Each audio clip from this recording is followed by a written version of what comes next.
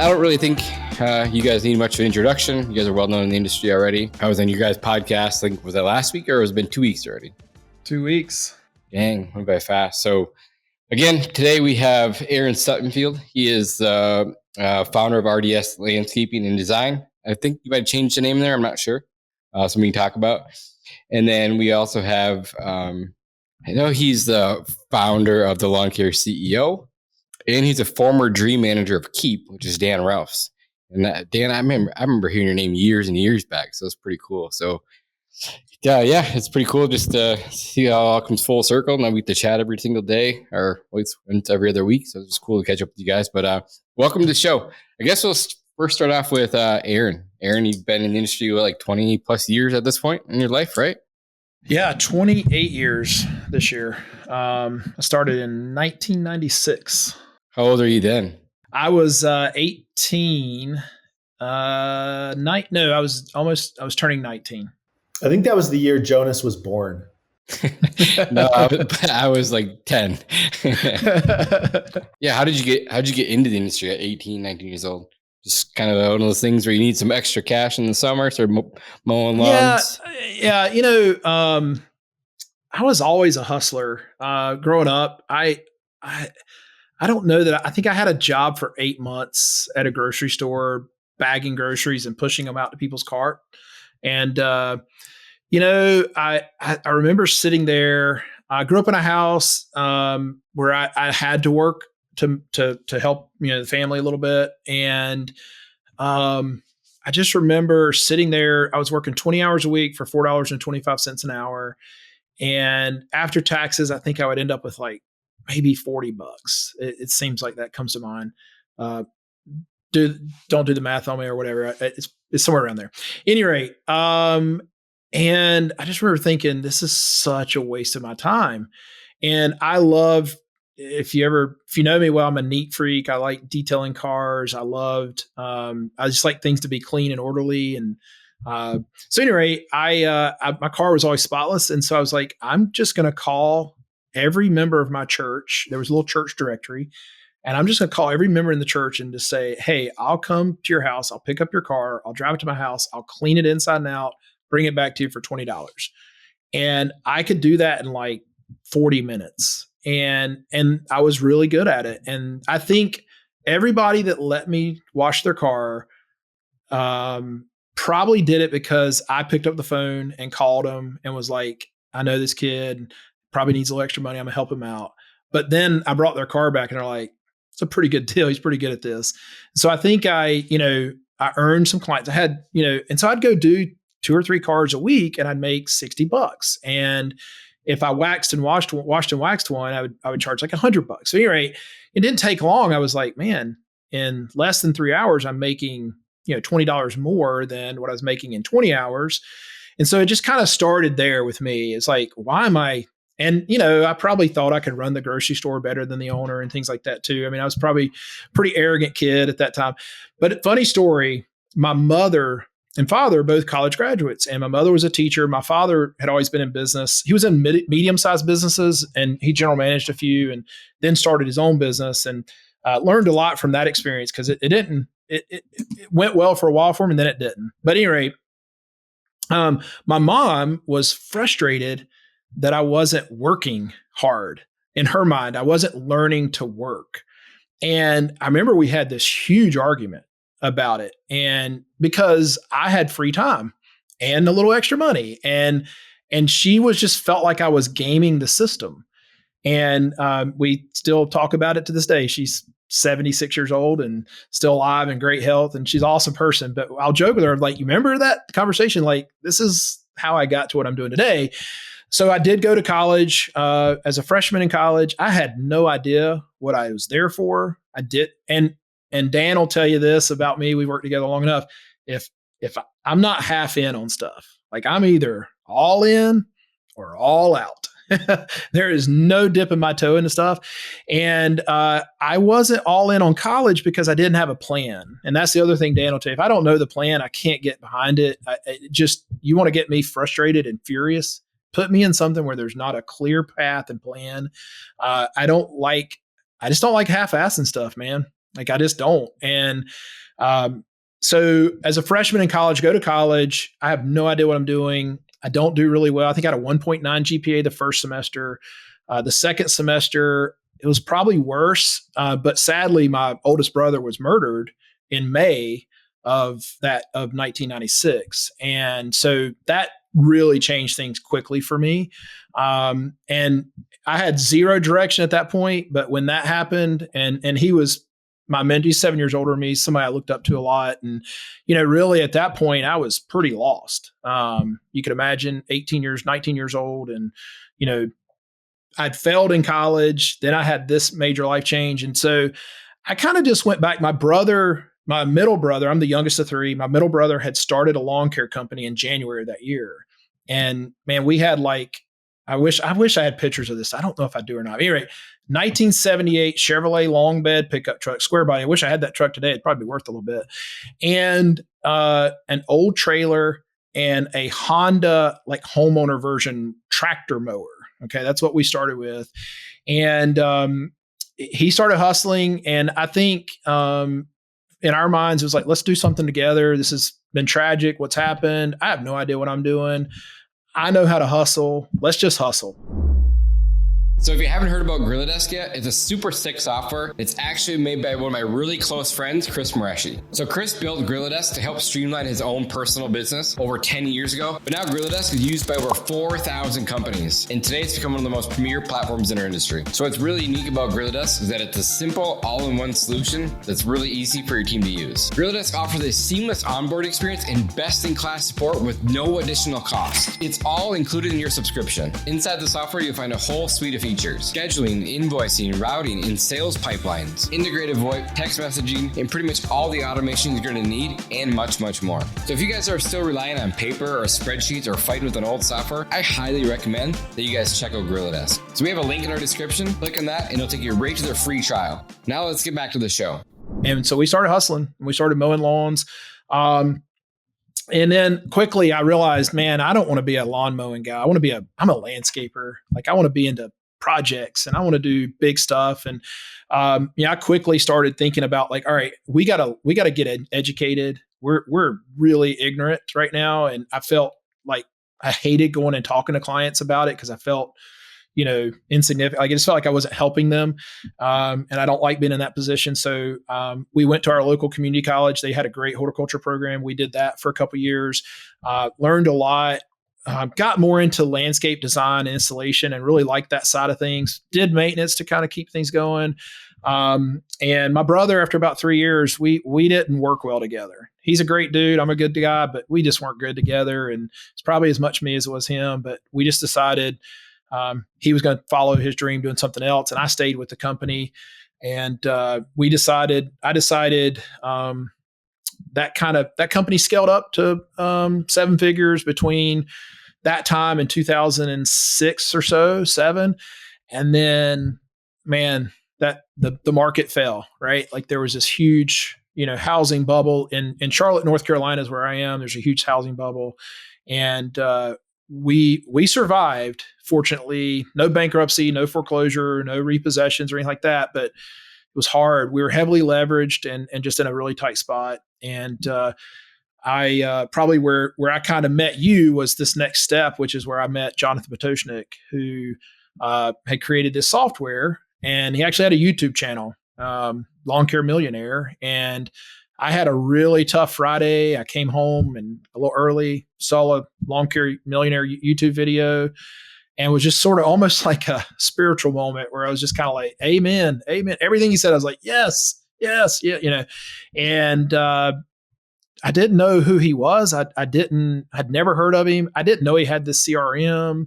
But then it kind of clicked. I was like, okay, what's he doing this for? And, it was connecting us with the CRM, and it just connected me to a community that changed my life. And I signed up for Service Autopilot. That was 2011, and used it for a year and just saw how I could change my company to smaller, higher margin services. I was doing a lot of design build and commercial maintenance and things that really weren't profitable, but had big tickets to them. And they were easy to manage because I could have just a couple of clients and manage that without having a CRM.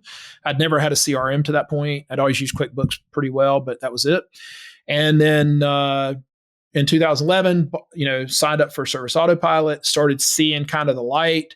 Again, I'm kind of a planner process guy. So I was like, oh, I can see how to do this. And then he offered to have a roundtable in August of 2012. He sent out an email in July. In August, I got selected to go with 3 other companies to come out to his place and spent 3 days with him. And that was just like, it was awesome. It was just the perfect timing for me because I had gotten my butt kicked for a long time. And I was sort of at a crossroads where it's like, I either need to figure this out or I need to get out because I've got young kids. I've got 5-year-old and a 1-year-old and a wife, and she's a teacher. Like, I need to figure this out. I can't continue to run this company like this. And that time with him was just, it was awesome. And I just remember sitting there and I remember getting kind of angry at one of the guys in my group because he kept asking what I thought were really dumb questions. He kept challenging Jonathan, saying, like, Jonathan was like, hey, residential maintenance, go mow some lawns, spray some yards, trim some bushes. And the guy's like, man, I love landscaping. And I was like, shut up. Like, I've been getting my butt kicked by that all this time. I don't need to hear about that. Like this guy's got it figured out, and so it was just awesome and got into this Service Autopilot community. And honestly, at 2012, put my head down and just ran with it. And we changed our name at that point. We used to be RDS, what are we, Lawn and Landscaping. And we're really RDS Lawn Care Services. We just do residential services. And we built that. We scaled that company down well under $1 million. I think we dropped to like almost $600,000 after that. Made a huge commitment to building residential services, marketing to select cities, high margin services. So we do our mowing, fertilization, shrub trimming, that kind of thing. We built that back up over 7 figures. And about 2016, I started realizing like more people are buying fertilization and weed control than we're buying mowing. It's like 2.5 to 1. And I hated the mowing. I hated that side of it. And I love the other side, but I ignored the other side because the mowing got my attention. It had the most moving parts, had the most issues, and squeaky wheel gets grease, right? 100%. And I just remember, I from 2016 to 2020, I was like, I got to stop doing mowing. I got to go FERT only.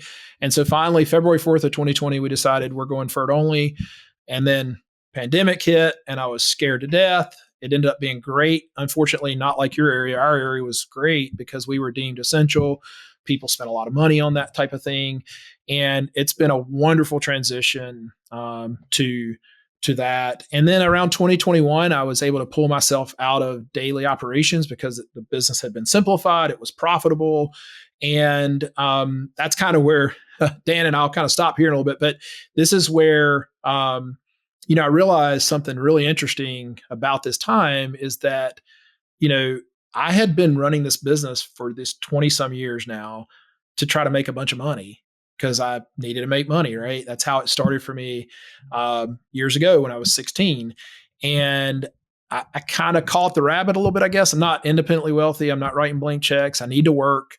But it shifted from needing to work or from having to work to wanting to work. And I didn't know what to do as I pulled out of the daily operations. I didn't know what that looked like for me. I thought I would enjoy it. I found that I was really bored. I wanted another challenge. And I started really working on like, what is my purpose? And we'll talk a lot about that, I'm sure. But, and that's kind of how I entered into helping other companies is simply, I wanted more and had a purpose. So that's kind of my story. I don't know if that's 7 minutes or less, but that's good. And then Dan, like you've had a pretty extensive background too. Why don't you get us caught up? Here's the thing. I didn't set out to be doing any of this, and certainly didn't set out to be doing lawn care stuff. Like my first entrepreneurial endeavor, I started a small private high school, which I was successful as a teacher, but really unsuccessful as a business owner, and I totally bombed as a business owner. I'll tell you that whole story, but it was not good. And there's a moment when, if you've been a failing business owner, maybe not. Maybe you're like me, where as a failing business owner, I was like, dude, maybe I just get a job. Now, most of you endured. I did not. I was like, I'm just going to get a job. And I went to my brother-in-law. He owned a company called Keep. It was Infusionsoft at the time. And I said, so you what do you do? And he's like, well, we help small businesses with their sales marketing software. And it's really cool and magical. And I said, I need a job. And so he hired me to be customer service rep or something like that, some lame job. But it was awesome for me because I got to set aside my business for a time and literally showed up at 9, went home at 5, didn't worry about a thing. It was like heaven for a little while. But it didn't take long before they said, okay, we probably have bigger plans for you in our business. And I got hired to literally travel the world speaking at small business sales and marketing conferences. So partner with people that some of you may know the names, some of you might not, but people like Dan Kennedy and Brendan Burchard and Frank Kern and a bunch of these like really great how to grow a business kind of gurus. Like literally was on their stages. I was speaking, I was attending their conferences. And for a few years, that's all I did is I just soaked in small business everywhere I went. Had a chance to really like rub shoulders with some of the greats, Dave Ramsey, like you name it. We were just hanging out with cool people. And I learned a lot about what it meant to grow a small business, what it meant really to chase the dream of entrepreneurship. And it was kind of, I don't know, sometimes you're just lucky. And I just lucked my way into being in these incredible rooms with incredible people. And about 3 years into that experience, my boss called me and he goes, hey, Dan, I hate to break it to you, but I don't think you're going to be on our team next year. And I was like, what? He's like, that's not a good call, right? To get from your boss. And he said, it's because we're hiring a dream manager at our company and I'm going to recommend you for the job. And I was like, dream manager? I'm like, what's a dream manager? He said, basically a dream manager is someone who helps our internal staff to identify, articulate, and accomplish their personal dreams. So like corporate fairy godmother. And there had been this book written by a guy by the name of Matthew Kelly called The Dream Manager, in which at a cleaning company, they said, hey, we think we can retain talent. We think we can help talent. We can keep people around. If we help the individuals in our company accomplish their personal dreams, that will be as an employee retention tool. And it was radically successful.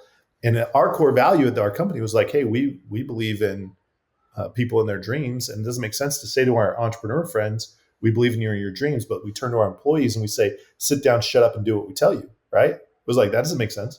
And so I became the guy who was the dream manager of our company, where literally people would come in and they'd say, my dream is to write a book or ride elephants in Thailand or adopt a child or start a business.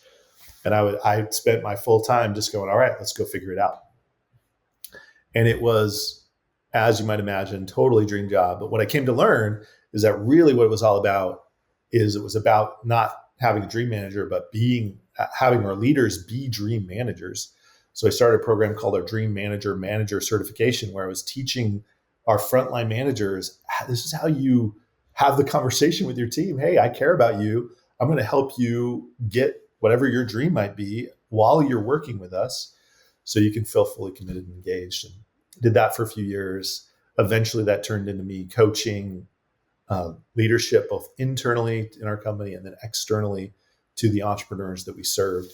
Because there were a lot of entrepreneurs saying, hey, we kind of love your software, but what we're really curious about is how you run your company.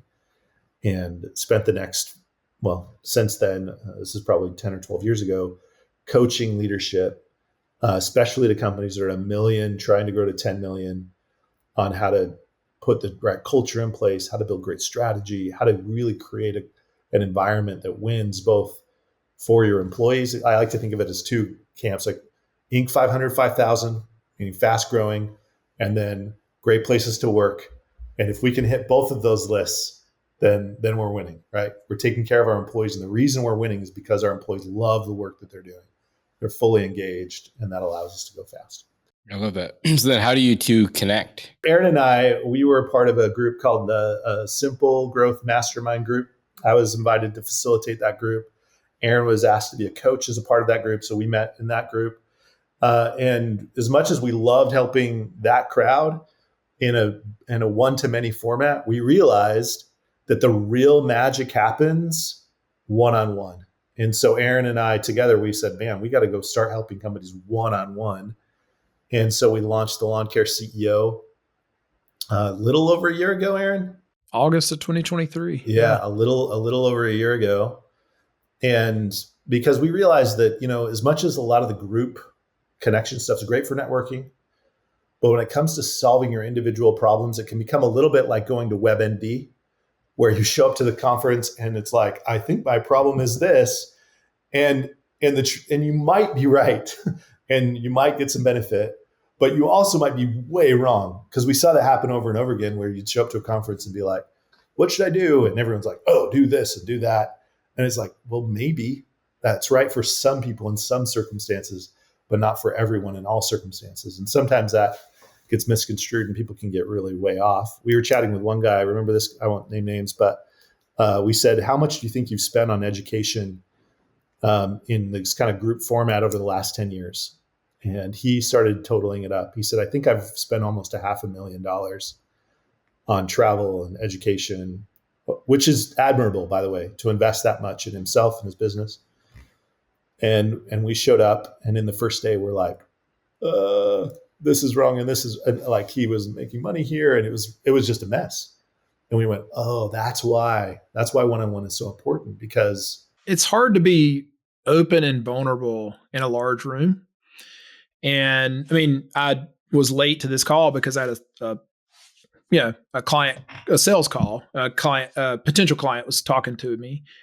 And I mean, we're 1 hour phone call, and he's telling me all the things that are wrong with his business. And he's being very honest. And he's telling me, I'm used to having this much cash, and I have like 25% of that now.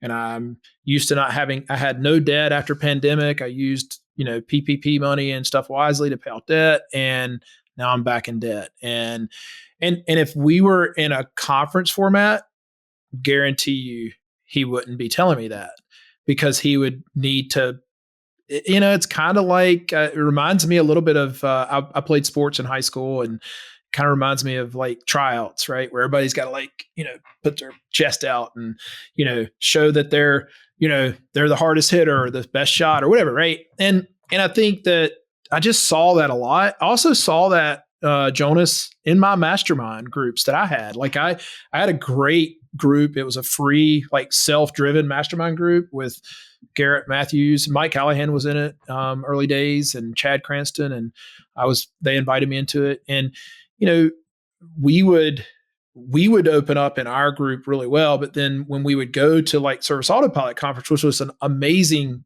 by the way, we believe you should do both. We believe you should go to conferences. You should go to those things. But if you really want to change your business, you're going to do it one-on-one. You're going to be committed to your business. Right. And so there's a balance, but I would go to those Service Autopilot conferences and I would see those types of rooms, or even, some paid groups. I was in some things there. It's just really hard to solve everybody's problem on a call. Right. And so we also had an opportunity. I had a unique opportunity with a group that we're a really big part of now, is this Harrell's community, which is a company out of Lakeland, Florida that manufactures fertilizer. And I buy from them for my company in Charlotte, and I have a great relationship with my sales rep. He's a part of my team, which is really cool. He's kind of our agronomist, really. And he saw me doing this coaching. And if I traveled somewhere, I'd just post about it on Facebook or whatever. And he's like, what are you doing? And I was like, well, I'm just helping small business, lawn care business owners, grow their businesses. And by the way, Simple Growth does have one-on-one coaching. And I think they do a good job with it. And so, I was doing more one-on-one coaching with smaller companies with Simple Growth actually at the time. And I just shared with him what I was doing. And he goes, man, that's what we need. Like, we need someone to come in and do that. And And so I investigated that, and we talked to our group at Simple Growth about it. We just couldn't figure out a way to merge those two entities, and ultimately we just decided, it's best for us to do our thing and them to stay doing theirs. And really, we hung our shingle out with Harold's and their community, trying to help build their community. They're a large manufacturer. Like 90% of their revenue comes from golf course and growers, and 10%, maybe, is that fair, Dan? About comes from lawn care. And they believe they could, 10x lawn care. But it's a different conversation. And so having a sales rep that goes to a golf course just talks, it's all agronomy. It's like the highest level of agronomy. And lawn care, like if you've got the greenskeeper, like that level of agronomy, it's like the highest level. Like our agronomy is growing the rough for them. Like that's essentially what we're doing, right? Agronomically. Now, if you're a lawn care guy and you think your agronomy is more important than that, it's not. I'm sorry. I hate to kill you.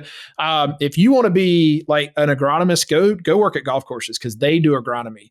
You are doing customer service and sales and marketing, and you just happen to take care of lawns. It's a little secret, in my opinion. But that's a whole different conversation. And they realize that they've got these, 7 doctorates of agronomy on their staff, and they've got this sales force that talks golf agronomy, and they need to talk lawn care business. And so Dan and I have had this awesome opportunity to go in and work with them and teach lawn care. By the way, they have lawn care clients all over the country. And so we go in and we talk lawn care with them, and we've developed some awesome relationships through that. And just the culture of Harold's and our culture is just really aligned, even though they're just a huge, so much bigger than us. But it's a family-owned company. It's a family-owned company that sold to the employees in 2017, and the family's still very involved. 4th generation.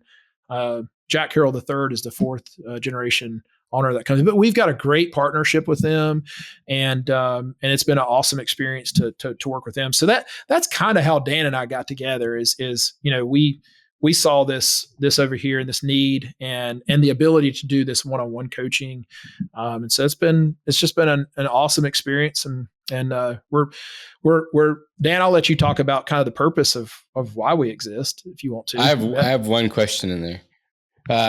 Do you kind of see that as a trend? Maybe not every company, but maybe not even a lot, but some of the companies that maybe weren't doing so well before the pandemic, they got the PPP money, got them through the pandemic and a little bit after.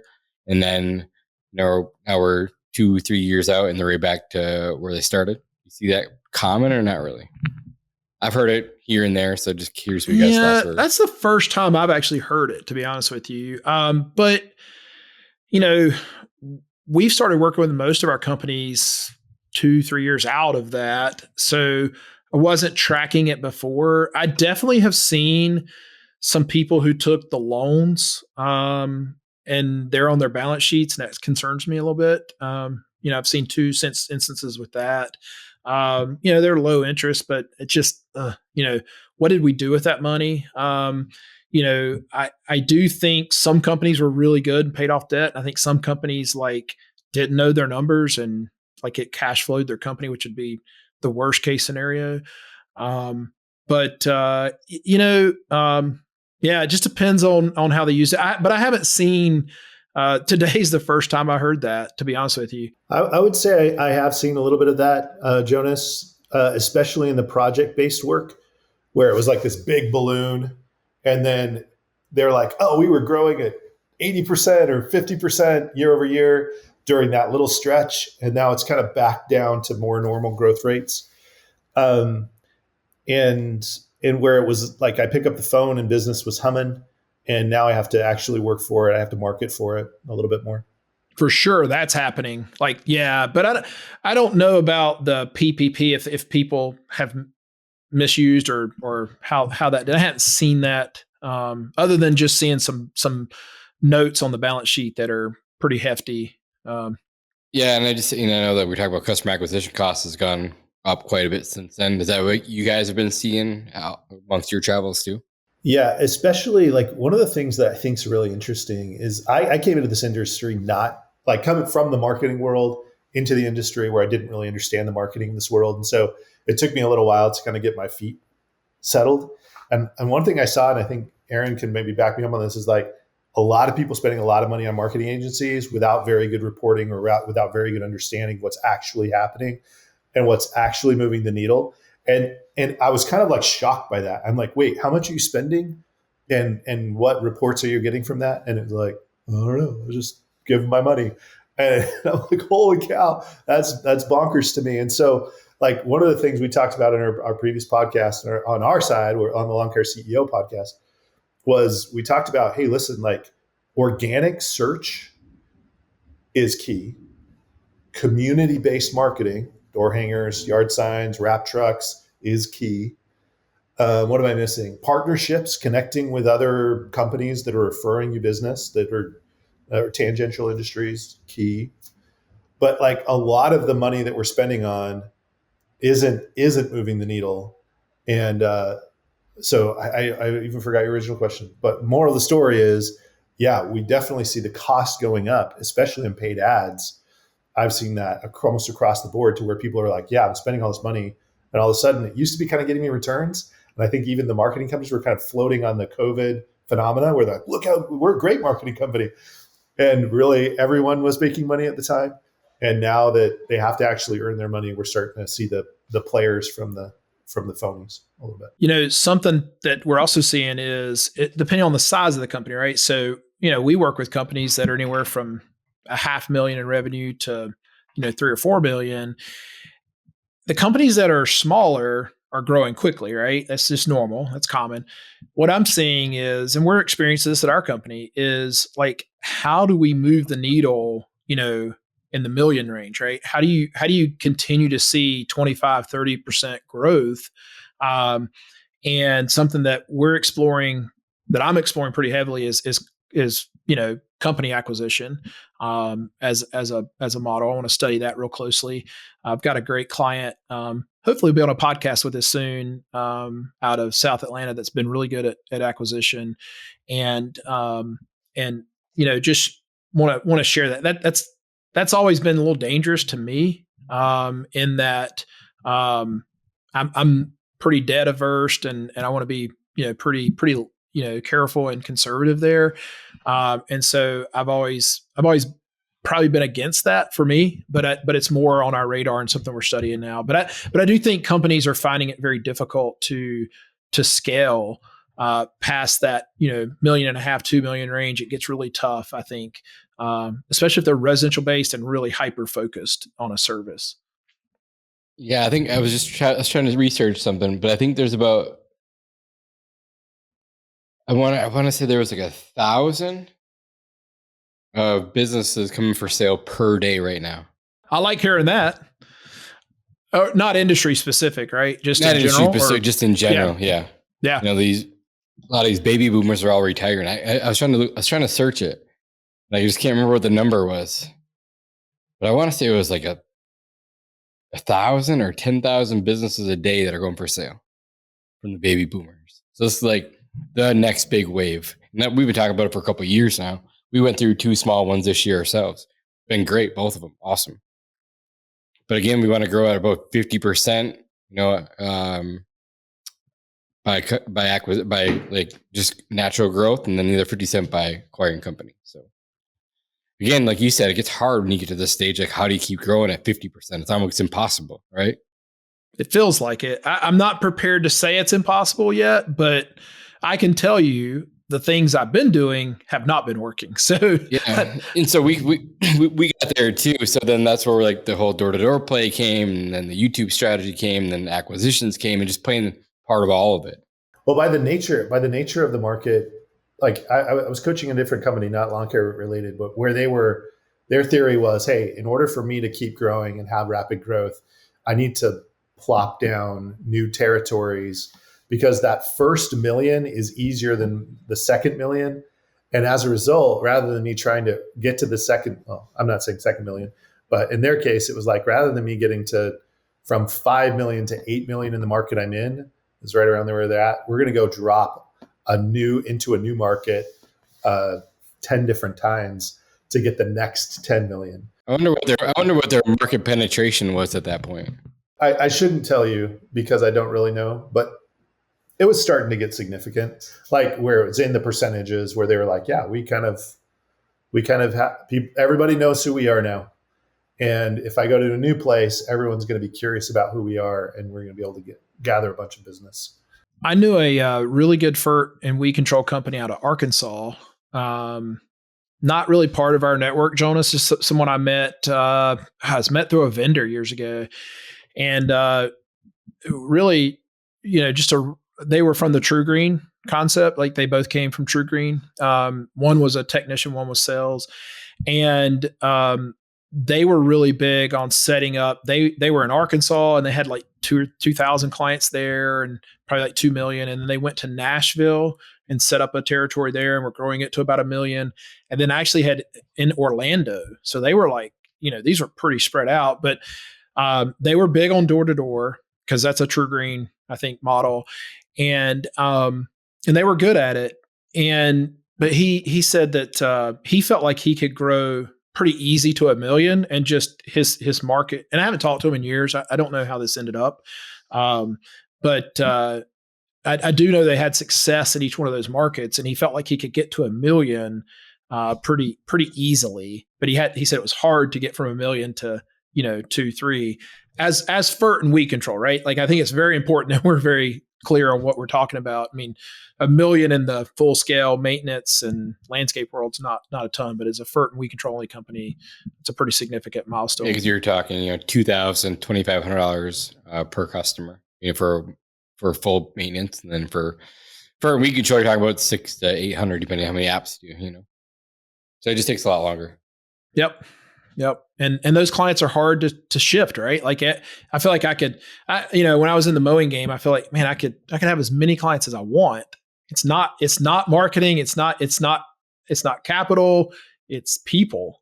And, and also margin was pretty bad. And that's where you are, Jonas, right? Is you kind of like, and this is, I had somebody ask me this the other day. They said, hey, Dan, like, I'm around getting to $1 million in revenue.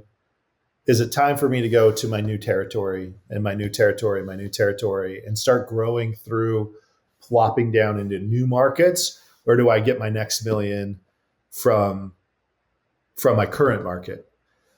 And I'd be curious to hear your answer to that, Jonas, because I know what I answered him, and I was only like 80% sure of my answer. So I'd love to hear your answer to that. I know you're supposed to ask me the questions, but but I just think that depends on the market and what your market penetration is. So if you don't have much foothold in the market, I would say stay there. If you have 20-30% of the market, then time to move.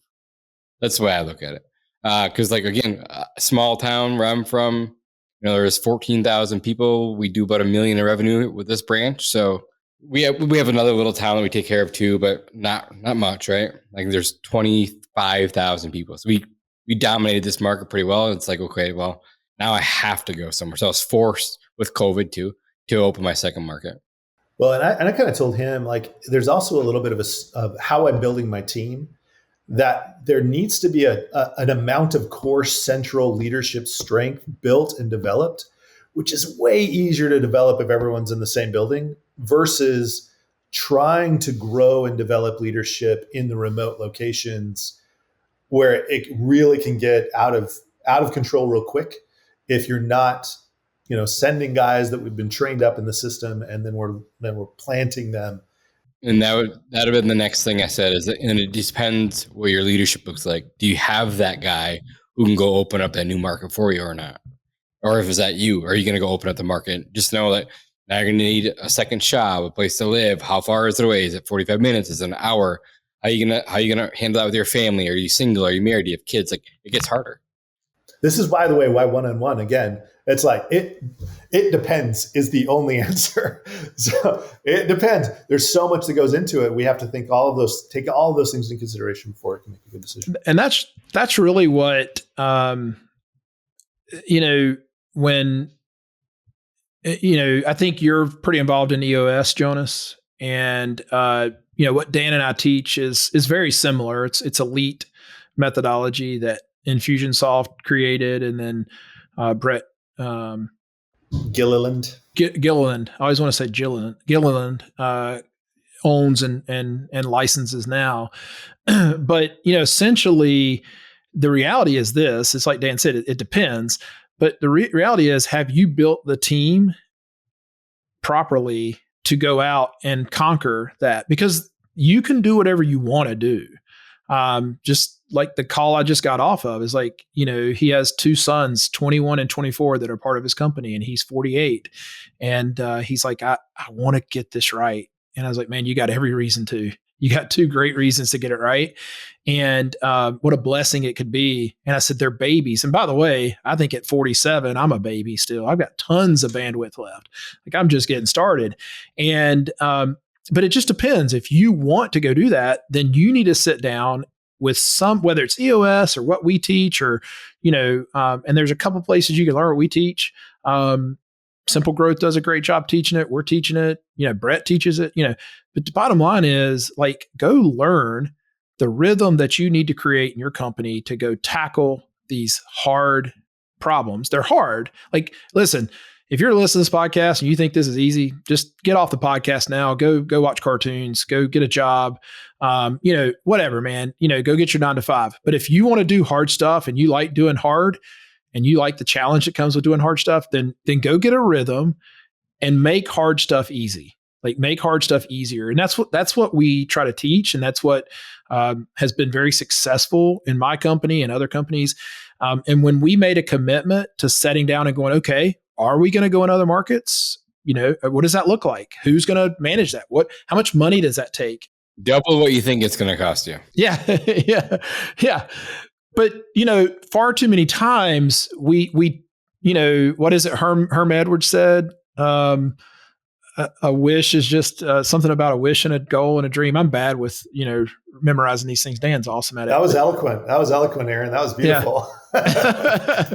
Just rolled off his tongue.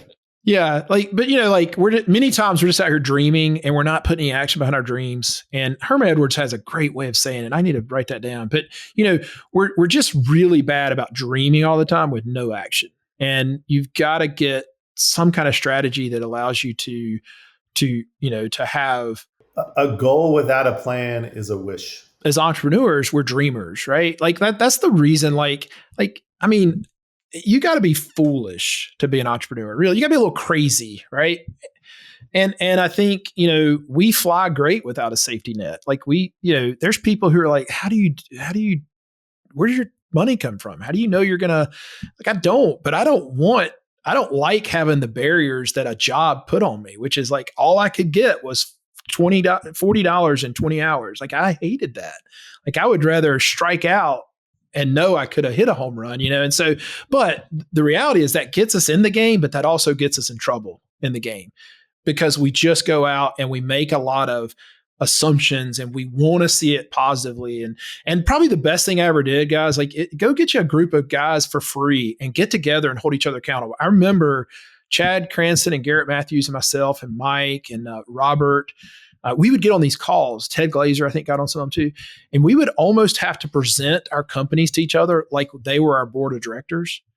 And it was really cool because they would call my bull crap. They'd be like, "You're full of crap. That's not going to work."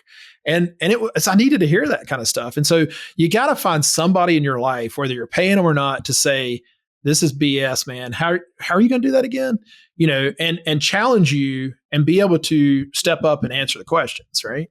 I see Dan over there shaking his head like he's about to say something. Yeah. I'm sitting here like, I had this little epiphany as Aaron was talking, that there's the only way, sorry, this is the history teacher in me. There's a book called The 5,000-Year Leap that said, hey, basically once the United States was put in place, we advanced faster in 100 years than we had in 5,000 years of recorded human history. And one of the things that happened in that moment was there was a structure and plan that was built around how do we organize human effort and how do we put that into meaningful work. And it was paired with two things happened. One, there was a clear direction and new form of leadership that was powerful. But it was paired with new technologies that evolved at the same time. New technologies like the steam engine, new technologies, et cetera. That combination of new leadership and new technology allowed for us to advance in a way that was unheard. Like we were literally plowing behind a horse for 5,000 years. And in 250 years later, we had AI. Like it's just bonkers what happened when you put a great leadership structure and framework that harnessed human ambition, and you paired it with great technology that allowed a ways for that ambition to scale and to be organized. And the reason that came to mind is I think about all the companies that I work with where really there are two things that are missing. One is a leadership framework, a way to organize the plan, and then technologies that allow that plan to become executable. And when you hear the word technology, don't hear like robots or machines. Hear new inventions that allow my business to evolve. Okay, and so, it's CRMs would be an example of technology, but it's also a meeting rhythm and a meeting agenda and a structured way that I organize and execute work. It's the way that I put my org chart together. It's the way that I keep a KPI scorecard where I regularly am reporting numbers. It's like simple technologies that allow you to evolve as a business owner. You will only make it so far as a business owner on your own wit and charisma and hustle. And then you will stall out. You just will.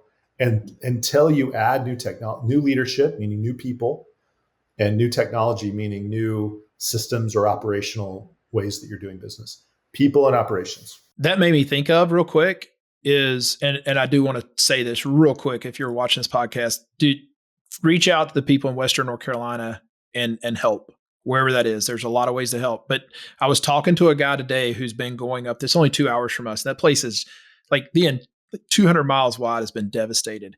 And there's a lot of people leaving Charlotte and going up there to help. And there's no leadership. These towns are wiped off. And it's so vast, they don't even know where to start. It's so overwhelming. And this guy said that they're going up there and there's just no plan. And I'm not trying to make a political statement here. Like it's so overwhelming that even FEMA and all them, they don't even know where to begin. And to your point, Dan, like if you don't have a structure in place, you can have all the manpower in the world. You're no punch, right? Like you can be you're like the biggest dude with the muscles who can't knock anybody out. And it's just, and that's kind of what's happening there right now is it's just caught everybody by surprise. And it's such a vast area. You can't even imagine. And there are all these little pockets and they can't, like it's thousands of roads. 1,000 roads are washed out or bridges are gone or the paths to get to people are just like, it's just gone. And so, but this guy told me, he said, we took 3 ATVs and 6 chainsaws and 11 people, like these side-by-sides up there to just go help and clear roads. And he was like, they don't even know how to use us. And there's tons for us to do. Like there's not a lack of work, but they don't even know where to send us or how to, because there's no plan, right? And our businesses are like that, right? I just remember waking up, Jonas, maybe you did this. It was like, oh, I know I got a lot of stuff to do today. What are we going to do today? And it's just like, and that is so depressing being in that mode. And there's probably hundreds of guys listening, maybe thousands with your channel, where there's probably like, I don't even know where to begin. And I hear this time and time again with people we talk to. These are people who have far too many services. I was that person too. Yeah, I was too. I mean, and it's impossible to go. This happens all the time. I'll talk to a company like, what's your revenue? About 1 million. Cool. What do you do? Well, we cut trees, we mow lawns, we landscape. All junk. We haul. Yeah. we do gutters. We always say, it's like, cool. It's like, well, can you narrow that down to like, what are the 3 biggest ones? Like, yeah, the 3 biggest ones are this. I was like, what's the revenue? Well, about 300,000 each. It's like, oh, cool.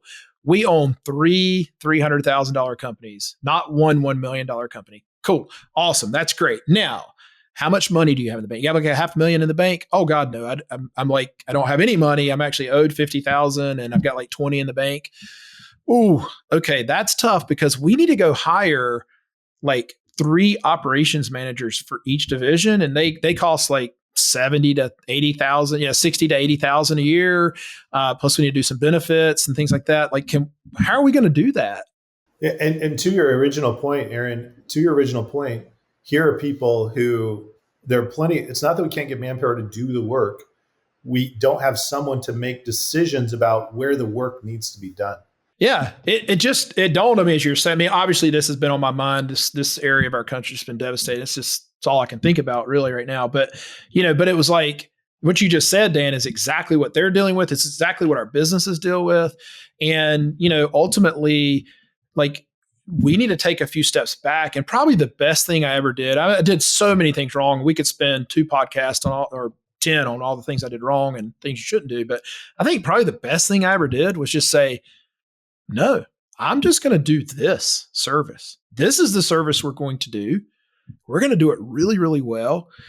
And you know what? It sucked for a few years, but you know what? It's so worth it. Like, it is so worth it to have a company that is very streamlined. We just went through a general manager change in the busiest season that we have. And man, we miss our general. We loved Chris. Chris was awesome. I mean, it's just Dan got to know him really. He was with us about 4 years. But at the same time, as much as I miss working with Chris, he's a good dude. Our structure's in place. We've picked right up and been okay and succeeding, and we're getting our work done and we're making people happy. And so, when you make a choice. And you have to make a choice because most people that Jonas, you and I and Dan are going to run across are going to have like 3 or 4 things they're doing. When you pare that down to 1 or 2 and really focus on being good at those and scale that up, that's when you're going to win. And it's that simple. I mean, we've contemplated the whole Christmas light thing the last few years. Yeah, it sounds like it'd be great. Like, people sell me on the idea all the time. And I'm like, at the end of the day, we're not a Christmas light company. We're a pest control weed and fur company. And when we're not doing that, let's just get better at doing that. Yep. Preach. Yeah, it's so true. And obviously the transition from one to another can be tricky and you need to be smart about it. Yes. Do not go stop your business today. That is a very, very strategic move, Dan. That needs to be said. Yeah, absolutely. If you want to do that, you should spend 6 months preparing at least and talk to some people. So yeah, you gotta be smart about it. You can't just cut it off. But at the same time, again, I'm okay. To Aaron's point, I'm okay if you want to scale 4 companies. Sweet. You just need 4 amazing leaders who are all in on those companies you're going to go build and create. But in the absence of that, you can't be 4 leaders that scale up 4 separate awesome companies without those guys. Agree. 100%. To your point, Dan, I know 2 of my best friends in the industry, Garrett Matthews and Ted Glazer, have built great at it. Yeah. companies. And I've been to both of their companies. I know them pretty well. They have invested hundreds of thousands of dollars, probably millions in some cases, into the structure and the people and the team. And they, and they're doing it well. And I'm not against that at all. I am against someone lying to themselves and saying they're going to do all this with, my wife likes to say, champagne taste on a beer budget, right? Like, come on, and that's essentially what I run into a lot is man, you just, or I've seen this where they've got the money, but they're really not committed to turning over control. I've seen that some where it's man, you got to let go. You can't touch it all. And if you can't let go of that, you need to be serious and honest with yourself. And that's okay. None of these are wrong or right. You still go to heaven. You can still go to heaven and have all these problems, but you can't be a billionaire and have these problems. You got to get through these things. You got to go figure it out. Yeah. So what does the lawn care CEO do? I know we talked a lot about what you guys are doing, but what do you guys actually do? And how long do you and you travel a lot. So how long do you go to facilities? What are you guys working on when you're there? Walk us through that process. I'll go for a little bit. So the first thing is we're very purpose driven. We exist at the Lawn Care CEO to help others do more good in the world. And we're really serious about that. Yeah, you're showing your purpose shirt, right?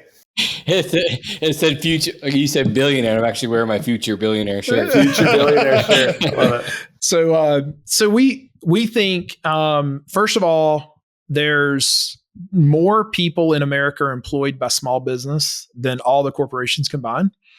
So that's important. It's important for us to remember, and it's hard for someone living in a major metropolitan area to get that. I live in Charlotte, Dan, you're in Phoenix. Like there's a lot of corporations in these areas, but across the country, small business employs more people. And so like, we think it's important for small business to get this right. And also, we believe that small businesses are the backbone of communities. They're the ones who are donating and taking care of people when they need it. And they're probably, I haven't met a poor person who can financially help a lot of people. I've met poor people who give their time and all that, but where we think businesses can really go and make a huge impact financially in places, also, with how they take care of people. So that's the first thing. Is like we want to help small businesses do more good in the world. And what we come to find is we come to find, especially in this industry, lots of really good-hearted people who want to do good for their families and communities, but don't know how. And so we like to think of ourselves as showing up as almost like a fractional CEO. So you've heard of a fractional CMO or CFO. When you're a small business, you're all the O's. You're the CFO, the CMO, you're all the O's. And so we just call it a fractional CEO, where we want to show up in your business as coaches, and we want to legit look at it as if we were the CEO. And we want to approach it and give recommendations and solves. So kind of sit co-pilot with that CEO, a little bit of training wheels as a CEO until you feel really confident leading your team powerfully. And then we say, hey, good job. And you graduate and you're moving on as a really capable and accomplished CEO.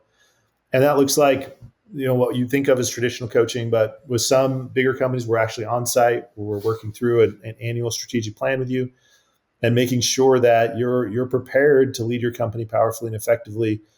And it starts off with financial assessment. It works all the way through the 6 core business systems, from how we run our office to how we organize our production work to how we sell and market, how we lead teams, how we build the team, hiring, firing, et cetera. So it's really all of the O's, and we want to sit next to you and help you kind of work through those decisions. And then how long do you guys usually typically on site for the bigger companies? Yeah, we do a 2-day annual, and then our rhythm is this: we do 2 days on site. We kind of set the vision, and then the annual priorities and the first quarter's priorities, and then we're meeting with that company every other week for 1 hour to just hold accountable. Now that company should be meeting as a leadership team every week for 1 hour, and we're teaching and modeling that rhythm with them. And then every quarter we come together virtually for 1 day with the leadership team, and we reset the next quarter's priorities. And then every other week we're meeting on track, off track. We're helping them develop KPIs within their business. My particular business has 27 KPIs I'm tracking each week. But every week that leadership team is checking in to see, how's the car running? Where are we going? How are we on our priorities? How are we on our mission? We're very, very value driven as well. So, it's important for these companies to develop their purpose. So we help them develop a purpose, and then we help them understand the values of that company, right? Everything that we do in that company filters through that purpose and value, right? If we're not aligned with that, then in a good company, a great company, it becomes real obvious. Even some of the lower people in the company would be able to tell you this isn't right. And so we use those values and that purpose to drive everything through that. And then just a really good rhythm. If you get companies in this industry, the industry does not lack for knowledge. I rarely show up to a company, Dan, and you as well, where we make major changes in the process or the the service they offer. Rarely do we even talk about agronomy or, equipment, things like that. They know that inside and out. That's what they love. That's their passion. But they're lacking this skill and the rhythm to develop the team and leaders around them and to understand the most important work that they should be doing on the business. We really focus more on the business than in the business. And so it's just that rhythm and the way we facilitate and ultimately, you should be asking us after 24 months to say, hey, I've got this. I'm a strong CEO. Now, there's some CEOs who say, hey, I like having you facilitate this. And they're strong CEOs, but they want, and we're fine with that. But we don't try to get into a relationship that's a permanent long-term relationship with a company. Quite frankly, the challenge is there's 700,000 lawn care companies, and I think all of them need some kind of help. And, right now we're 2 people. So we need to, we need to be moving on and helping other people at some point too. So yeah. And Jonas, you can speak to the power of like that regular rhythm and that leadership meeting and that structure, which seems kind of silly when you're a one-man show, but as you grow, it becomes just vital. Yeah, I couldn't agree more. And we couldn't do what we're doing without that cadence either. Like, it seems silly, like you said, but even just catching one simple thing, like one KPI that seems off, like, wait, what happened here? Why? Then you go back and figure out, okay, well, this on this day, they had 2 technicians doing initial routes. They didn't make their revenue, so our production was down that week. Well, okay, well, we got to fix that. One little meeting fixed that whole problem going forward the entire summer, so that didn't keep happening in one of our smaller branches, But again, just a small little meeting that took us, like a half hour, 45 minutes of whatever our meeting is with those guys. Just going over things like that, catch those problems quick and easy. But again, having those, like you said, you have 27 KPIs and we have, I don't know how many off the top of my head. We're just going through those and just saying, hey, like this one just seems off. What happened? Why? And then digging into it. It's like, cool. Now we can just fix that going forward. So it didn't happen for the next 6 months. Yeah. What I love about the KPIs and a great company, they have great numbers and they know that every number means something to them. I'm not a fan of numbers for the sake of numbers or being able to brag about. I don't care how many you are. I just know we have 27. I shouldn't even say that, but you could have 5. If those 5 matter to you, that's great. So don't put a number on it. But what I love is this happened in July. We had a really rainy July. And we also kind of called it, we got ahead at our company a little bit. And it was really cool to kind of see the team come in and be very uncomfortable because the weekly revenue goal was not being met. I didn't have to say a word. Like I almost kind of felt bad for him because I was like, hey, it's all right, guys. Like nobody's getting fired here. We don't have that culture, but like I didn't have to go in and go, hey, we hadn't made revenue. It's just right there. It's very clear. Right. And we're very open book. Like we share our P&L statement with our company. We don't pass out copies, but we show it on the screen and we'll, I'm very, very open about our company.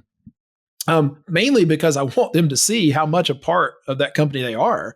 They're one of the largest percentages of revenue on the P&L statement.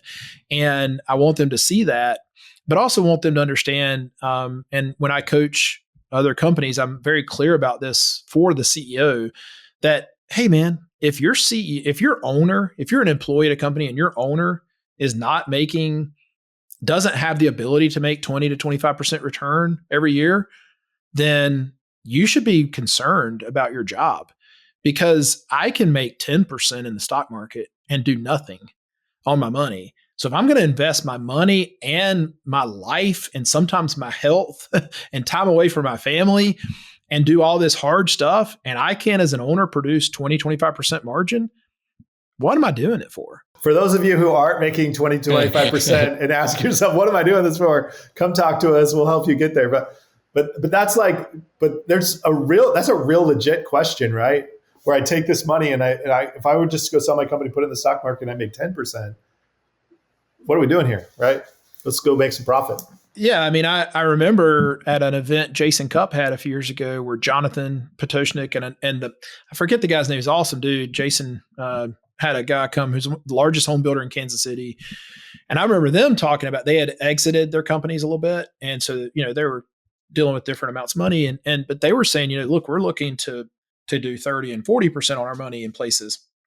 And so the point is that, one, if you're not doing that, then you need to figure out why in your business. If you're doing a service that can't do that, then you need to seriously consider that's not a great service for you, or do less of that and more of something else. But the reality is, I want my team and I want the people we coach and the employees of those teams to understand that they should be cheering for this owner to be profitable, because otherwise we don't work for a great company. Here's the thing I've learned from coaching that's pretty cool.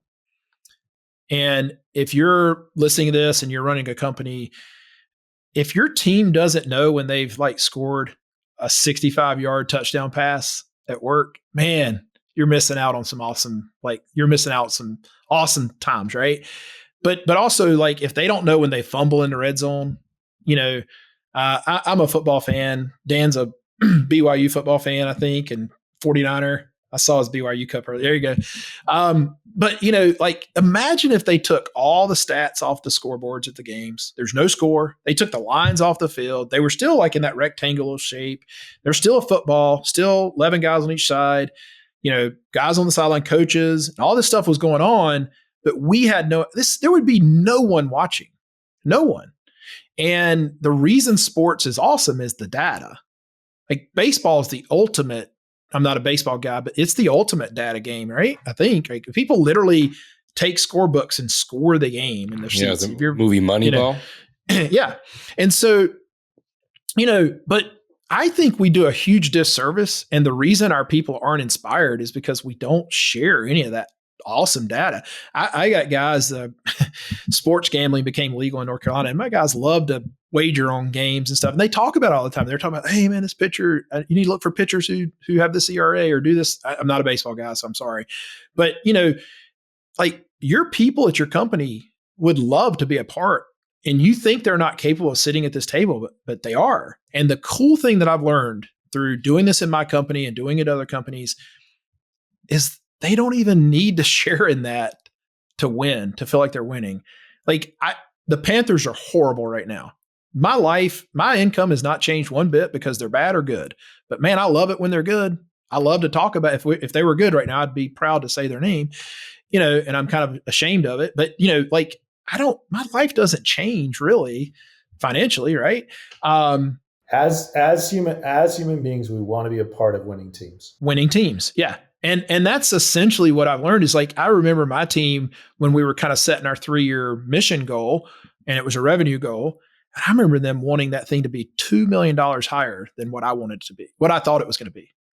And they weren't attached to any of that growth, but they were cheering no, this is what we should be going for.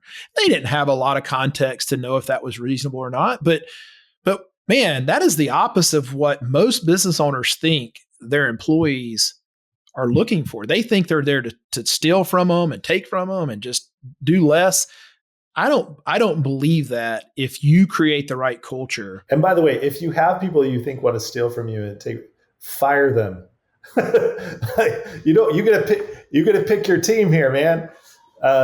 And you want to gather great people together. There's power in it. And we probably over explaining it here, but there's power in creating structure. There's power in involving the team. There's power in all of that boiled down into simple phrases. There's power when you become a better leader. And as you become a better leader, your business grows and will grow to the extent it will elevate to the height of the quality of your leadership, but not beyond it. And so there's really good, maybe he was good with a hammer, everything looks like a nail, but it makes sense to me that there's a really good reason to invest in leadership and developing yourself. When I ask people what's the bottleneck in your business, almost always the humble ones will point at themselves and say, I am. And so why wouldn't we invest in growing that bottleneck? Yeah, I agree 100%. I mean, we've all been there. I've been there. Sometimes I still feel like I'm the bottleneck, but I just try to get out of the way now. I have a really good team, and then I just got out of the way. But then I went through a time which, Aaron, I don't know if you felt this before, built such a great team, they're kicking ass, and then all of a sudden I felt like I had nothing to do. And I was like, okay, I've delegated everything away, but now I have this weird internal thing going on that I'm missing something. Like I should be at the office, or because I'm not there all the time, like I just feel out of place. So called JP up. I'm like, hey, this is what's going on. This is how I feel. He's like, well, congratulations. That's how you know you built it right. I'm like, oh, good point. Well, in that case, you just start a coaching company, right, Aaron? Well, that's kind of how I got here. Is I was like, I don't know, and it was funny because I thought I would like be into playing golf a lot and things that I did a lot of when I was stressed and running a business, but I realized I just did those for a distraction. I've played less golf. I live on a golf course. I can almost see the driving range from my window here, and I play less rounds of golf. I've played in May and I played last weekend. That's it this summer. And I could go play as much as I want now. Well, that's not true. I'm pretty busy with coaching, but I could have just run my business and not gotten in this, but I just found that I lacked. I was lost. I think the other option, like you could go start another business, which is what I did. And for me, that was the right thing. 28 years in an industry is a long time. And this has been great for me to do something different. And I really love coaching. If I could have been a high school basketball coach, I would have been so fulfilled. And this is better than coaching high school basketball. So it's awesome. I love entrepreneurship more. But I think if I were to get in that place and I didn't want to go into consulting or to go that route or start a totally different business, I think I would look into creating. I love the Chick-fil-A model. Oh, I got where I'm at. And I think that's the best. That'd be my favorite model. And I would probably be looking at other, cities within an hour from me and planting, a really key person. And that I'm not able to do that and grow a coaching company. So I'm focused on. And what's interesting, Aaron, is it takes us back to our purpose as a company. Because at the very core, you get to this point where the money box is checked. I have discretionary time on my hands.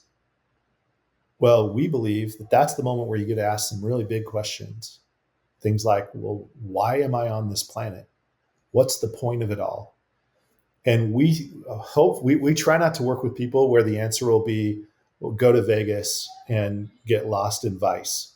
Like hookers and blow? I mean. You said it. I that's not what came to my mind, but apparently that's the temptation for you. But at the end of the day, we think that when that moment comes, that the answer is there's good to be done in the world, whatever your version of good looks like. I don't think hookers and blow is the answer, but whatever your version of good looks like, it's going to be different for everyone. For Aaron, it was like, I think my good is going to be to contribute back to the industry that gave me so much. Your version is, hey, I'm going to go find people who are great, good-hearted, hard workers, and I'm going to give them an opportunity they never would have had before. We're all going to have, my version is going to be hanging out with my grandkids. Like there's all these different versions of good. And we want to give people that option. We want to give them that moment where they go, now what? And that's a cool moment. And by the way, hopefully we're preparing for that as we grow our businesses so that when that moment comes, we're a little bit ready for it, because that is the cool result of building it right. I had a conversation with a business owner back in the spring, and I was like, all right, what's the dream, man? What do you want to accomplish here? He's like, man, I want to grow this up and sell it in the next 7 years. I was like, awesome. Okay, cool. Then what? What are you going to do then? Like that's not the dream. Like you can work to make money. Like we all started in this because we had to feed our families. And that's the very important step.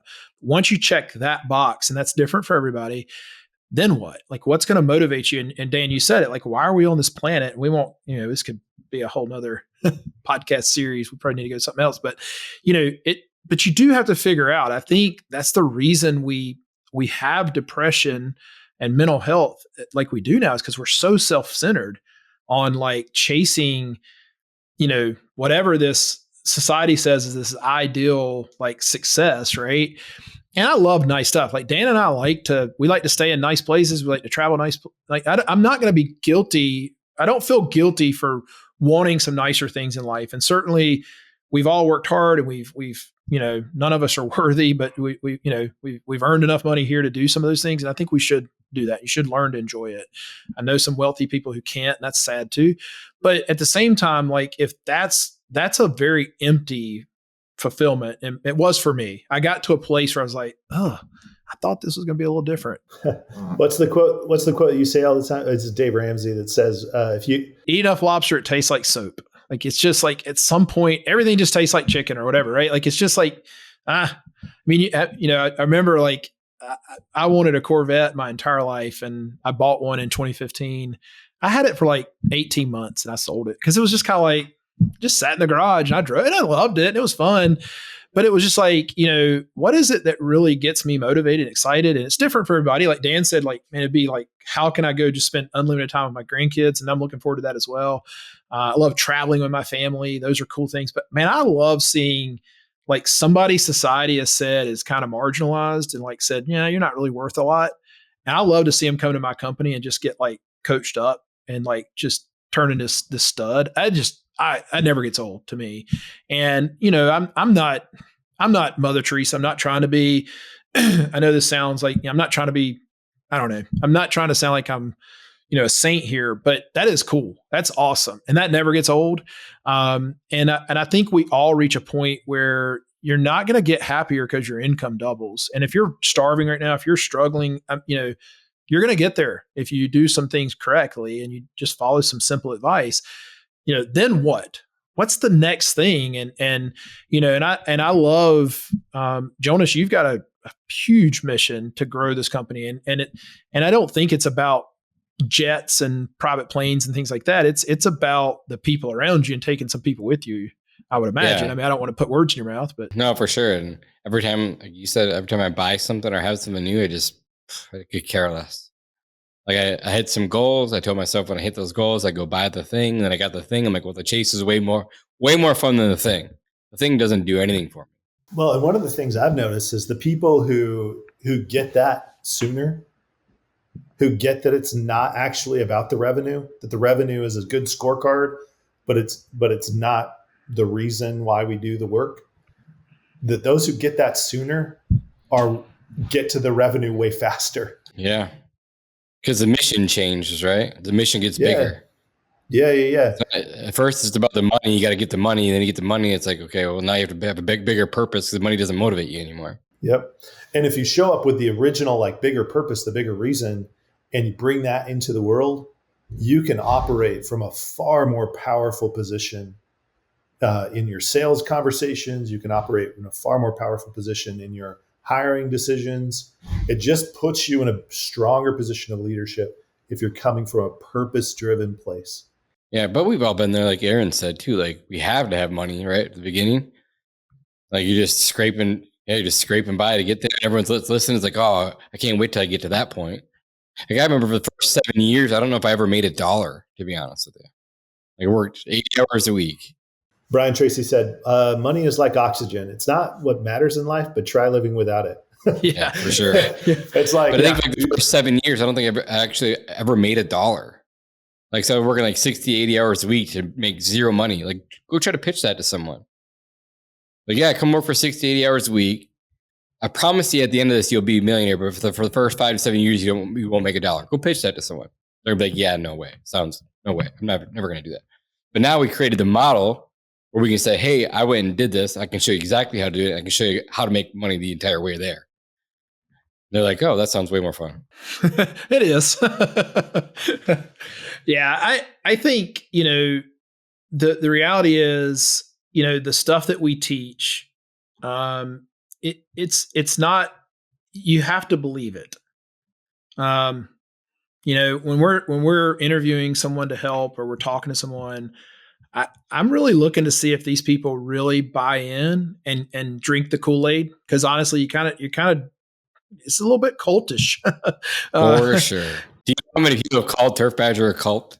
Lots. Yeah, and I know that's kind of a dirty word in society, but like, you have to believe this stuff. And honestly, I believe you could do far more damage in your company by trying to insert this type of thing and not believing it than if you just don't do anything. There's a reason why they call it a culture, though, because culture. For sure. So what are I know there's, what did you say, there's 7,000 lawn care companies, or was it more than that? 700. 700,000.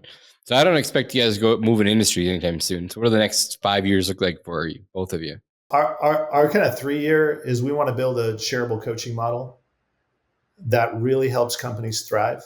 Like, to be a little bit more specific, I feel like in the coaching world, a little bit like old-timey medicine, where people would show up to doctors and they'd like put leeches on their things and they would bleed them out and they would do all kinds of wonky things that weren't based in science.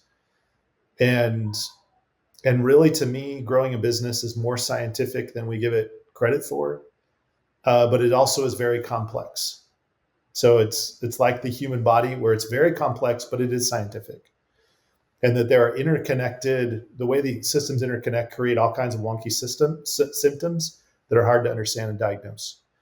And so my dream is to create a system where we would create a model that would help us understand and be far more scientific in our ability to say, we have a diagnosis and we have a treatment, and that treatment is going to predictably help you do the thing what you're striving to do. And so our first phase of our growth is really, how do we build a model where we can confidently be more like a doctor and less like a voodoo, fortune teller, and we can confidently say, oh, let's diagnose the problem. I see what's going on here. Here are the two treatment options. You can take A or B, and we can have a pretty high success rate that we know people are going to get to where they want to be.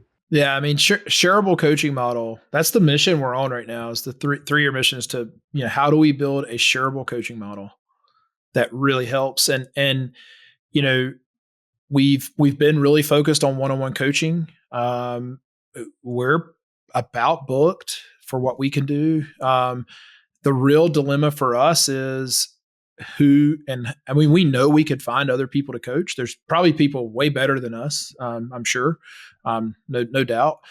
But then what does that look like? How do we bring them in, and how do they help? We're going to solve that. And then, but we're also thinking about, we're learning that sometimes there's some done for you things that clients need. And we've worked on a few of those things. We're piloting some bookkeeping. We run into some companies that have great books and some that are just a wreck, and it's hard to help them. And we don't really want to be a bookkeeping company. That was not our goal. But if we don't, if we can't solve that problem for a company, then we have a problem coaching them. So we're piloting some programs with that.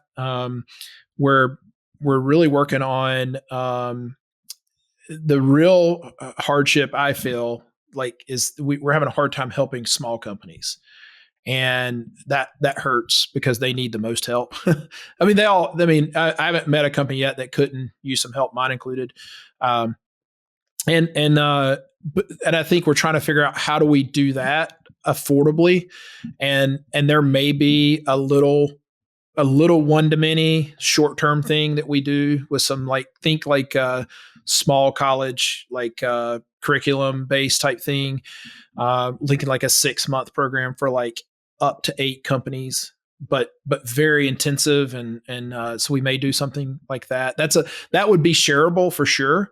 Not sure if we can really help companies. That we got to do both. And so we may pilot some things that go, oh, that was horrible. I think we'll still help some companies, but we may be like, man, that didn't work, but it got us to the next stage. I feel like this whole thing, and by the way, I as a consultant, I feel like we're just constantly doing R&D. How do I really help people? And I think the one thing that Dan and I by the way, I was anti-partnership. Let me just say that real quick. Me too. And Dan joked a little bit that we had this moment, but our partnership started on a trip to the beach. We went to this little conference to talk to some lawn care companies, and I got invited to speak. And like 2 people showed up to hear me speak. There was no credits. We learned you don't go speak at a credit conference if your talk's not getting credits. It doesn't matter how good it is. Nobody's coming to it. So anyway, but we spent like 2 days at my in-laws' house at the beach in North Carolina because the conference was right there. And we never turned the TV on. If we weren't at the conference, we were on the couch, like just thinking about how to help businesses. And we were like, we had all these ideas, and we were, piloting some of them with Simple Growth. We were doing some ourselves, and just trying to think about like, how do we really help companies? And it, because I had paid people to help my company. I mean, I had been in things, and like the worst, like when you do something and like you eat something good, you're like, you have to taste this. Like, this is the most amazing thing I've ever eaten. And I feel that with business. It's like, don't spend 28 years figuring this out. Let me help you figure this out in 2. Pay the dumb tax. Let someone show you how to do it. Yeah. And so that's kind of the mission we're on. And I don't feel like we've arrived. I feel like we're doing great work. And I'm really excited to share some testimonials here in a few months that some companies are doing some great things. We're clobbering for companies. And the challenge is, how do we do that? Not for 30 or 40. How do we do that for 5,000 or 10,000 or 100,000 companies? And so we have big dreams of scaling it, but we want to do it the right way. We have a core value that's called, we win through excellence. And so we know that if we can't be delivering real excellence in coaching, we can't be witch doctors. We have to actually do it through science. And we have to have it be awesome, or we're going to be the charlatans that we abhor, right? Which is like people stand in front of jets saying, hey, come listen to me and do what I say and spend all your money here.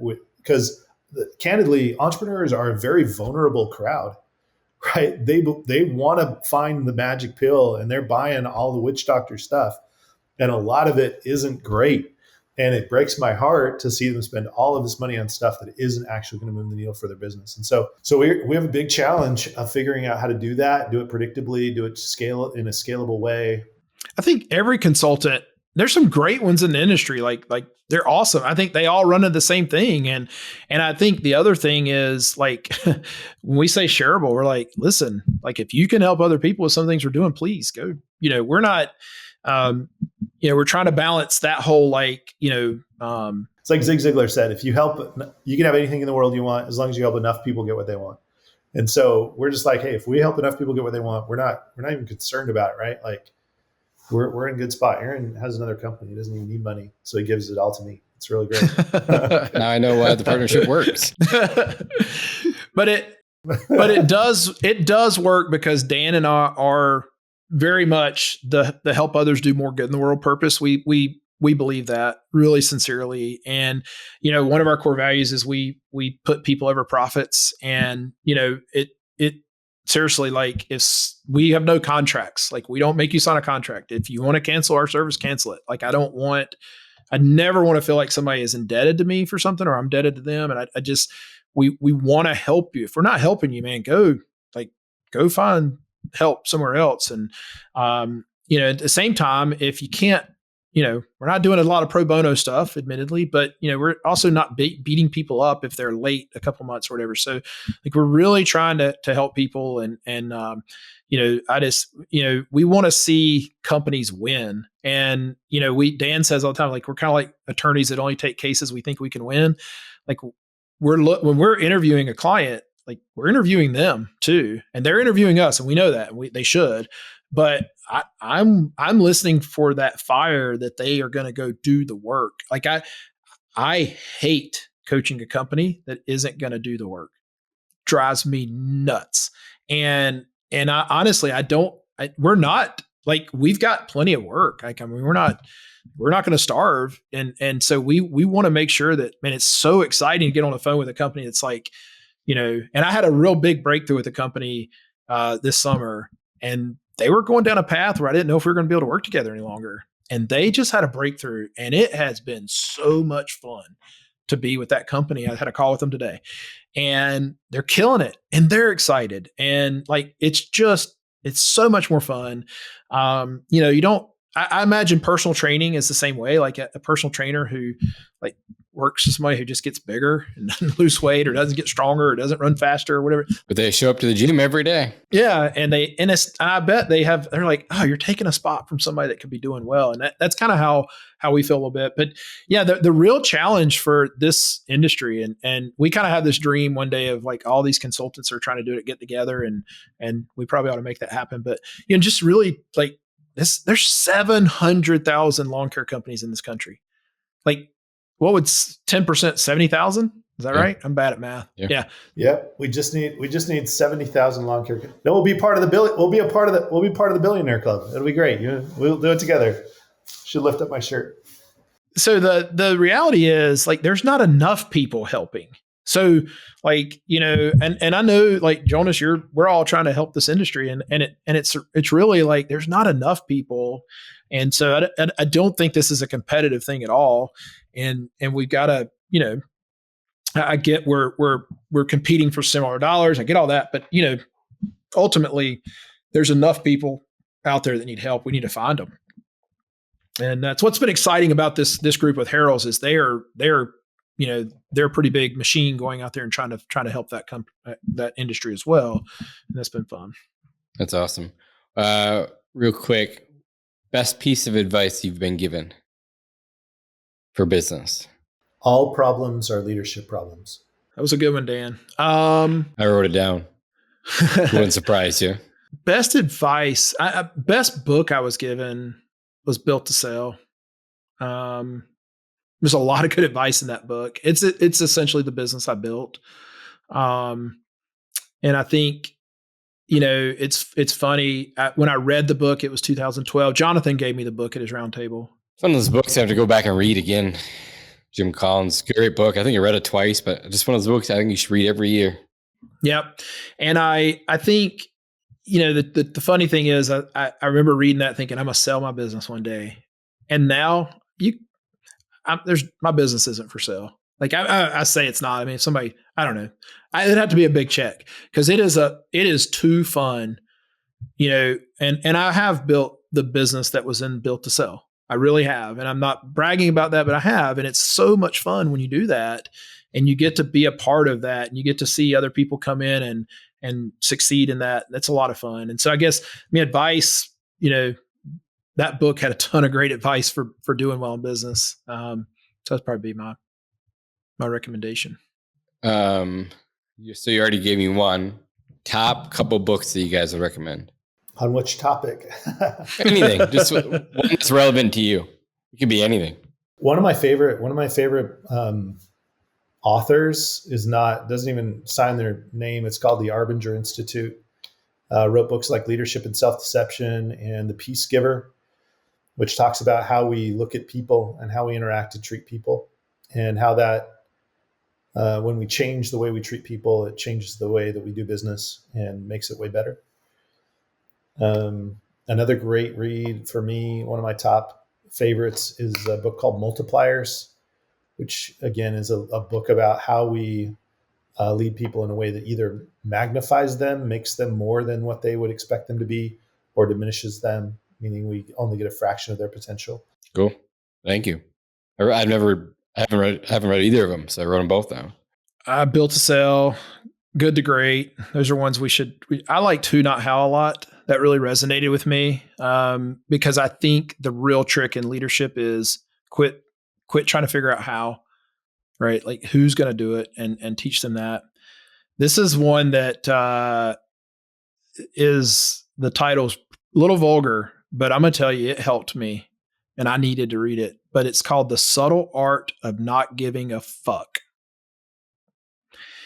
And I needed to read that because I grew up in a small town and I worried, I live in a town of 6,000, not far from a town of 2 million, but but no, I mean, I needed to read that because we get in our way of, we worry about what everybody else is thinking and they're not writing our checks and they're not making decisions. They're not on the line. And when I stopped worrying about everybody around me and what they thought of me, and I just worried about me, that has helped me. That has freed me up a lot. And I'll tell you some books I love real quick. I love Shoe Dog. Oh yeah, that was a long one. I was driving home from North Carolina. I bought a van. I think it was like 17-hour book, and I listened to the book the whole way home. It was awesome. It's such a great book. I love biographies. I love the biography channel back in the day. This is how old I am and how long this has been. I would record biographies on VHS and watch them. Like I loved, reading about Titans and things like that. I tell you, I loved Steve Jobs' biography by Walter Isaacson was great. I read that years ago. And I love Snowball, Warren Buffett's biography was great. And I think there's a lot that we in small business can learn from Warren Buffett. I think he is, honestly, he has made his fortune buying, medium businesses and growing them into these great big things. And guess what he looks for? He looks for all the things we talk about and teach. It was very validating for you, right? Reading Warren Buffett, because you're like, oh, we're not too far off, because all the things that we're like always emphasizing with our coaching clients, we're right in line. The funny thing about him is, and Gary Vee talks about this all the time. I think anything Gary Vee is awesome. Dan and I are big fans of Gary Vee. Language can get a little rough sometimes, but sometimes we need to be that way. But he fall in love with if you can't fall in love with the process of something, or I'll tell you who's great is Nick Saban is a genius. So I was just at the vault, and he was supposed to speak there, and then something happened last minute, and he had and he couldn't speak. They didn't ever even said what happened yet, but it wasn't good, I'm sure. Man, he I think there's a lot that can be learned from a really good football coach as far as running a business, because it's a lot like think about all the divisions and all the teams and stuff. But Nick Saban, I mean, he's like, dude, quit worrying about the score or the record and worry about, did we get the process right? Like, you get the process of running offense, you're going to score touchdowns. You get the process of strong defense, we're going to stop people. And we're going to win games if we do those things. And I think, when we're coaching companies, we're so worried about like revenue and net profit and all these things there. And we're not worried about building this really good foundation that's going to build this nice skyscraper. And the problem is we get to floor like 12 or 15 and we're like, oh crap, we don't have a skyscraper foundation. We got a 5-story foundation and it topples over and people get hurt. We meet a lot of companies. That's pretty much where we hang out, is with companies who built a bigger business than they built a foundation. Yeah.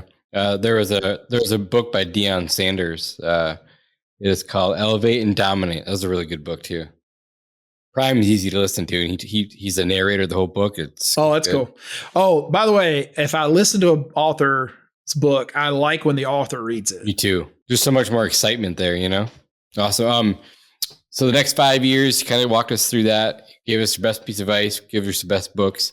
And now everyone needs to go to the Lawn Care CEO podcast, start checking out that. I was on there a few weeks ago. What episode you guys on? Well, we're just babies. We're not like you and almost to 100. I think we're maybe 19, 20, somewhere in there. Yeah. Yeah, that's cool. And we'll post all your links in the bio. If you guys have any questions, you guys need any help, you guys need your coach, or the weed control side, or lawn care in general, right? Yeah. Reach out to these guys. They're definitely studs in the industry. And again, thanks you both for being here and going on a 2-hour episode. I might have to break this into 2 different parts. It's awesome. Thank you, Jonas. This has been awesome. Yeah, I appreciate you guys. And I appreciate you guys as human beings and as friends. And glad to have you guys on my back too. So I appreciate you guys. Awesome, man. Thank you. Cool. I'm sure we'll chat soon. Hey guys, thanks for listening to another episode of Pest Control Millionaire. We don't charge any money for the show, obviously, but the podcast isn't free. You can pay for the podcast by sharing it with your friends and your family. So please like and subscribe and give us a 5-star review on your favorite podcast app. These things make a huge difference for us. If you have any specific questions you want answered about the business or your life by me or my guest, send an email to info@pestcontrolmillionaire.com. And if you want to get in touch with me about any personal business coaching, check out our website at www.pestcontrolmillionaire.com. Thanks again for listening, and I'll see you guys again on the next one.